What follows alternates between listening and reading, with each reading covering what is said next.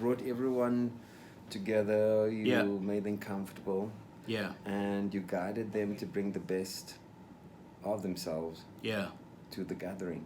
Yeah. Beautiful. Your experience, your presentation was impeccable. And you also gave a tribute to the legendary Anthony Bourdain. Yeah, that's the guy. That's the guy.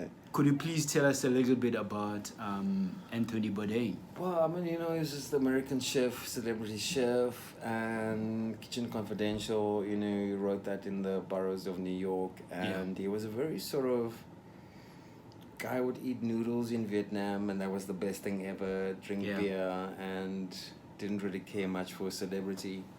And I like his spirit. I think we should all enjoy his carefree appreciation of the culinary world, food, as it were. Yeah. And that's one of my favorite sayings, and I've used this during my DigiChef, is that anyone who cares about food, wants to learn about food, we are all already on the side of angels, and it's true. Yeah. I mean, foodie people are usually good people. Yeah. You know what I mean? And then we have Alana over here being... What's going on? We have